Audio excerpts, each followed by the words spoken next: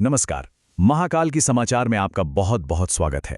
आज हम जिस रिपोर्ट का विश्लेषण करने जा रहे हैं ना, वो सच में किसी धमाके से कम नहीं है। बात हो रही है मई 2026 की। एक ऐसा महीना जिसने पूरे भारत को सचमुच एक उबलते हुए सिस्टमिक प्रेशर कुकर में बदल कर रख दिया। तो चलिए, बिना कोई वक्त बर्बाद किए सीधे आज के इस विस्फोटक डेटा में गोता लगाते हैं। 2 करोड़ 5 लाख, जी हाँ, 20.5 मिलियन। ये कोई मामूली नंबर नहीं है दोस्तों। ये एक बिल्कुल नए राजनीतिक आंदोलन के इंस्टाग्राम फॉलोअर्स की संख्या है।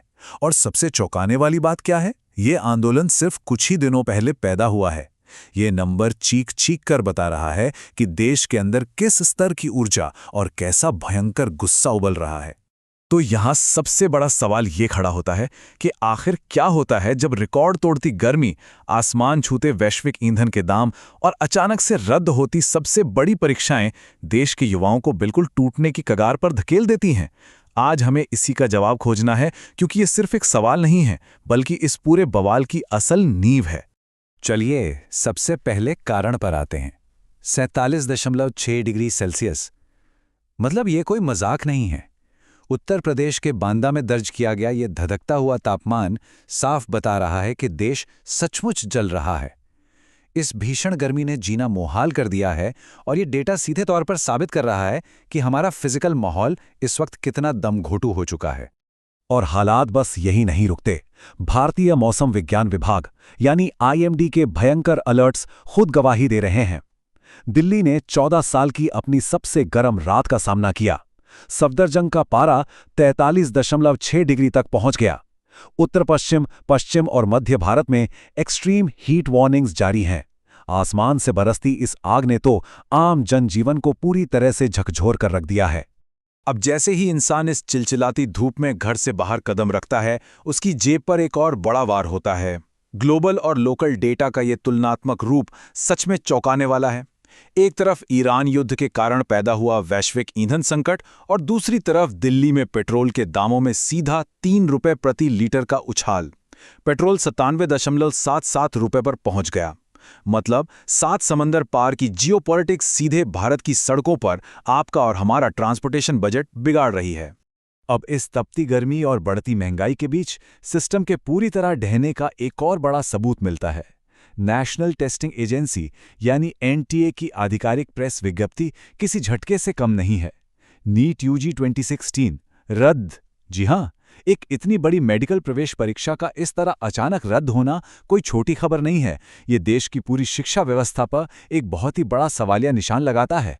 इस महाविफलता के स्केल को समझना बहुत जरूरी है। 22 से 23 लाख उम्मीदवार सीधे तौर पर प्रभावित हुए हैं।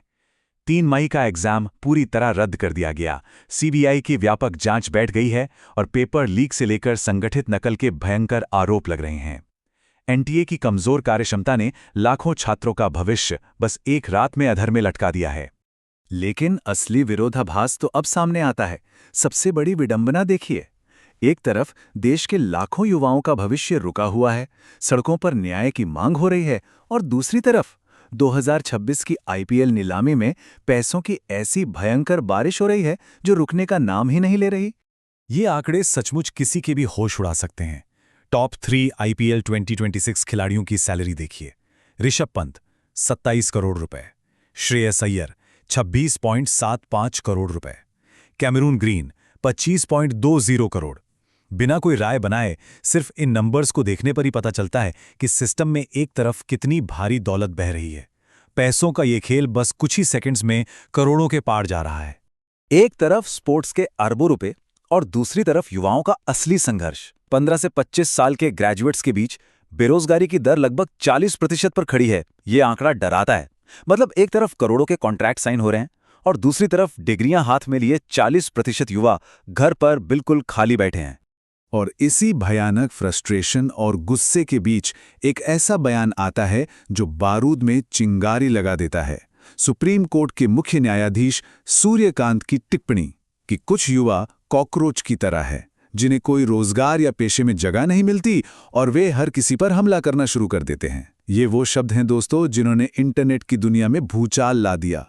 इस बयान का नतीजा क्या हुआ? एक वायरल विद्रोह, कॉकरोच जनता पार्टी यानी CJP का जन्म। 16 मई को अभिजीत दिपके नाम के एक युवक ने मुख्य न्यायाधीश की टिप्पणी पर व्यंग्यात्मक प्रतिक्रिया देते हुए ये पार्टी ही बना डाली। इन्होंने खुद को आलसी और बेरोजगारों की आवाज घोषित कर दिया और भारत की 9.9% की कुल युवा बेरोजगारी को अपना सबसे मुख्य मुद्दा बना लिया। अब जरा इन आंकड़ों पर गौर कीजिए, ये किसी को भी हैरान कर देंगे। ये मई 2026 के इंस्टाग्राम फॉलोअर्स का डेटा है। देश की सबसे बड़ी पार्टियां बीजेपी 8.8 मिलियन, कांग्रेस 13.3 मिलियन और यहां सीजेपी 20.5 मिलियन। सिर्फ कुछ ही दिनों में जेन जी की इस व्यंग्यात्मक पार्टी ने दशकों पुरानी सियासी ताकतों को सोशल मीडिया पर पूरी तरह पछाड़ दिया। इंटरनेट की असली ताकत का ये एक जीता जागता सबूत है। लेकिन रुकिए, अगर ये महज एक इंटरनेट का मजाक लग रहा है ना, तो सीजेपी का ये 5 सूत्रीय घोषणा पत्र इसकी असलियत बताता है। पहला, रिटायरमेंट के बाद मुख्य न्यायाधीशों के लिए कोई राज्यसभा सीट नहीं। दूसरा, संसद में महिलाओं के लिए 50% आरक्षण। और तीसरा, दल बदलू नेताओं पर सीधा 20 साल का बैन। ये सिर्फ मीम्स नहीं है, ये सिस्टम में बैठे लोगों के लिए बहुत ही ठोस और गंभीर मांगे हैं। इस सटायर के पीछे गहरी सिस्टमिक डिमांड्स छुपी हुई हैं। और जाहिर सी बात है, जब आवाज इतनी बड़ी हो जाए तो सिस्टम भी चुप कैसे बैठेगा। पलटवार शुरू हो चुका है। सीजेपी का एक्स अकाउंट ब्लॉक कर दिया गया है। इंटेलिजेंस ब्यूरो ने इसे राष्ट्रीय सुरक्षा के लिए खतरा बता दिया। और हद तो तब हो गई जब पार्टी के संस्थापक के परिवार को धमकियां मिलने लगी। एक वायरल ट्रेंड का असर अब वास्तविक दुनिया के बहुत ही गंभीर परिणामों में बदल चुका है। तो आखिर में ये पूरा घटनाक्रम एक सबसे बड़ा सवाल छोड़ जाता है। क्या ये कॉकरोच आंदोलन सिर्फ इंटरनेट का एक परफॉर्मेंस थिएटर है, या फिर ये भारत की राजनीति में आने वाले एक बहुत बड़े जनसांख्यिकीय बदलाव की एक विस्फोटक शुरुआत है? डेटा और तथ्य हमारे सामने पूरी तरह स्पष्ट हैं। जवाब अब देश को तय करना है।